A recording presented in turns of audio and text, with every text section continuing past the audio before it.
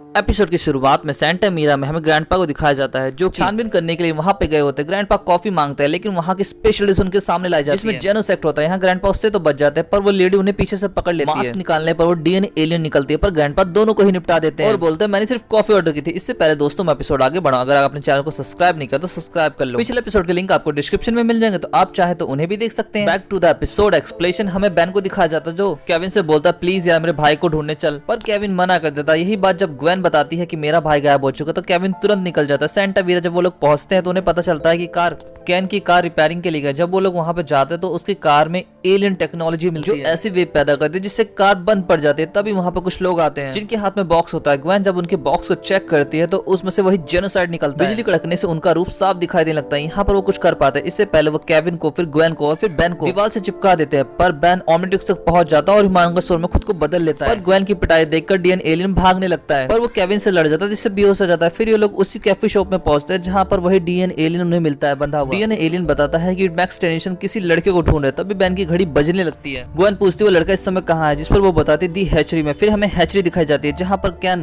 के सामने वही डीएन एलियन खड़ा होता है जो उनसे पूछता है कि बताओ ग्रैंडपा कहाँ है, जिस पर वो बोलता है कि मुझे नहीं पता। ये सुनकर डीएन एलियन अपना जेनोसाइड उस पर छोड़ देता है। उसके बाद हमें बेन को दिखाया जाता है। वो सभी भी हैचरी तक पहुंच चुके होते हैं लेकिन ये सोच रहे थे इस गंदे पानी में तैरेगा कौन। लेकिन तभी हमें ग्रैंडपा को दिखाया जाता है जो हैचरी के अंदर जा चुके होते हैं। उनके सामने डीएन एलियन खड़ा होता है पर यहाँ पे ग्रैंडपा उसे बड़ी आसानी से निपटा देता है और आगे बढ़ जाते हैं। कैन के पास जब वो पहुंचते हैं वो देखते हैं कि वो बहुत ही बुरी हालत में है। ग्रैंडपा उसे उठाने की कोशिश करते तो ग्रैंडपा को शॉक देता है जिससे वो बेहोश हो जाता है। फिर वो लोग ग्रैंडपा को हाइब्रिड के पास ले जाते हैं। हाइब्रिड के पास पहुंचने पर ग्रैंडपा पूछते हैं कि तुमने मेरे पोते को क्यों बदला, जिस पर वो बताता सिर्फ तुम्हारे लिए ताकि हम तुम्हारे तक पहुंच सके। हमें केविन और बेन को दिखाया जाता है जिन्हें ग्वेन नहीं मिले थे। फिर एक जोरदार ब्लास्ट के साथ ग्वेन बाहर आती है। वो लोग अंदर तैयार कर जब पहुंचते हैं तो बहुत सारे डीएन एलियन से घिरे होते हैं। बेन इतनी बड़ी सेना देखकर तुरंत अपने आप को बिग चिल में चेंज करता है और वक्त रहते सभी को जमा देता है। केविन और ग्वेन भी अपने तरीके से बेन की मदद कर रहे होते हैं। केविन एक डीएन को मारने जा रहा होता तो ग्वेन उसे रोक देती क्योंकि उसका भाई कैन होता है। केविन उसके जेनोसाइड को खींचकर निकालने की कोशिश करता है। जब बेन उसे रोकने जाता है तो बेन का ओमनिट्रिक्स बजने लगता है। ओमनिट्रिक्स से आवाज आती है डीएनए को सही करे। बेन उसे अलाउ कर देता है जिसके बाद वो जेनोसाइड